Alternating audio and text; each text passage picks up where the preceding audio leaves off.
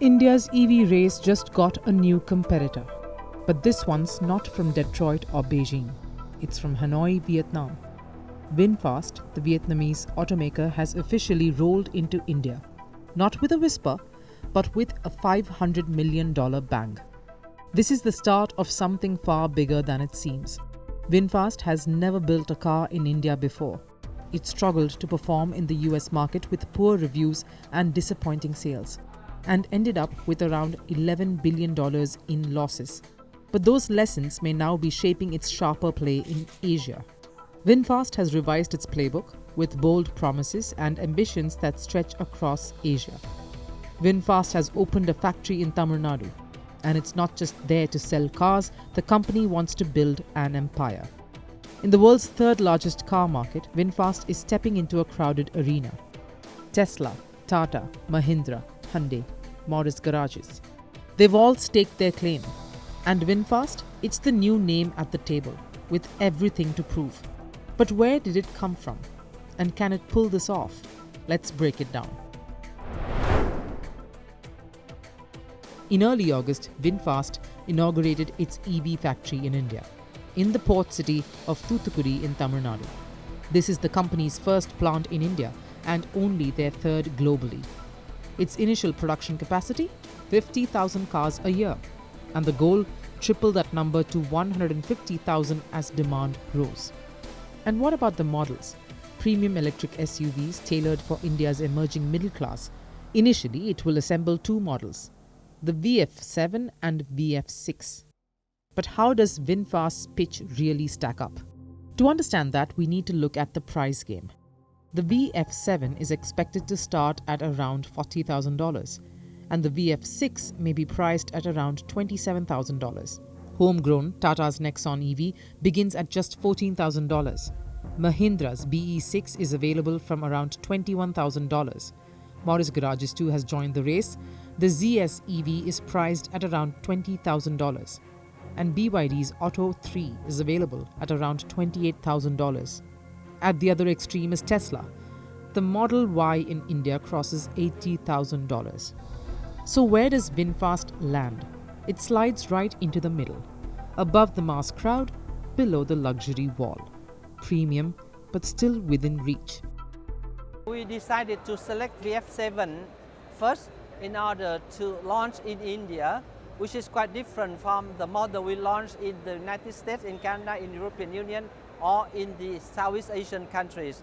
The reason is that we want to position ourselves as the premium automobile maker and a global brand, but the price is very reasonable. It's affordable. And it isn't entering alone. Around the very same time, another global giant has made its move in the Indian market, Tesla. Two new foreign players arriving almost together, but with very different pitches. VinFast is betting on aspirational affordability. Tesla's banking on its global brand and high-end appeal. For VinFast, the Tamil Nadu factory is a part of a broader plan. VinFast's Asia CEO recently said that the company wants to export from India to Nepal, Sri Lanka, Mauritius, West Asia, and even Africa. But why India? Because it's growing. VinFast's entry into India is no accident. It comes at a time when India itself has been laying the groundwork, pushing hard to make EVs mainstream. I think that India is the emerging automobile market, and we see here a lot of potential for VinFast growth here, and that's why we decided to open. This is the first outside Vietnam manufacturing plant, right? So we hope that we can turn this plant into an export hub for the region, not only for India domestic consumption, but also for the neighboring countries. By 2030, India seeks to attain a 30% share of electrical vehicles in the total vehicles sold, and the numbers speak louder than words. According to a Niti Aayog report, EV sales in India went up from 50,000 in 2016 to 2.08 million in 2024. That's a 4,000% increase. On the other hand, global EV sales saw an increase of around 2,000%. Clearly, India's transition to EVs has been picking up fast. But the bigger question remains, what do Indian consumers actually want? India is not just price sensitive, it is quality and safety sensitive. According to a Capgemini report last year, 62% Indians place product quality and safety above price considerations. And that's exactly the space VinFast wants to occupy, through SUVs with the right mix of price, features and aspiration. So the company is building an ecosystem and not just selling vehicles. Manufacturing, sales, service, charging, recycling, everything under one roof.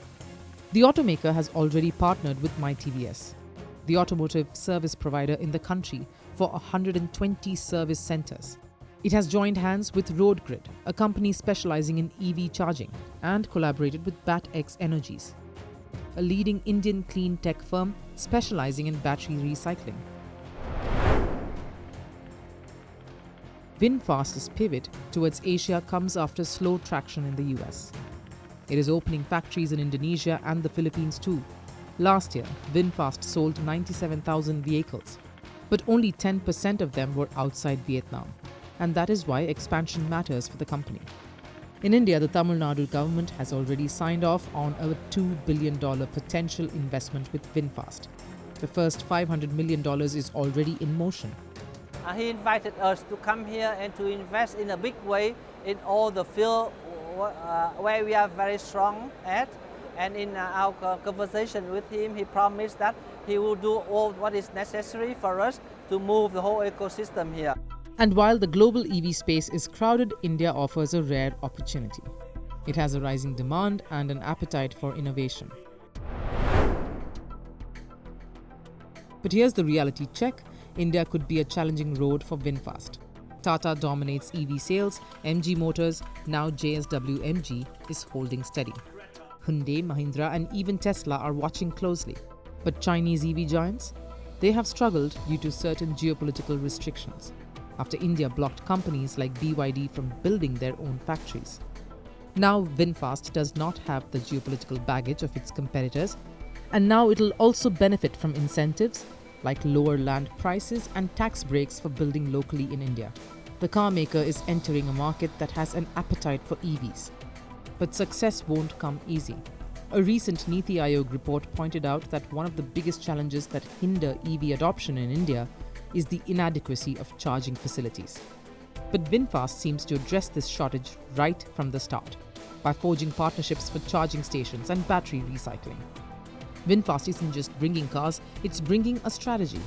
And the strategy seems promising for the Indian market. Yes, competition will be fierce, but India's EV market is still young, still expanding, and still full of opportunity. For VinFast, India isn't just another market. It's a proving ground and maybe the place where its global EV dreams finally find a home.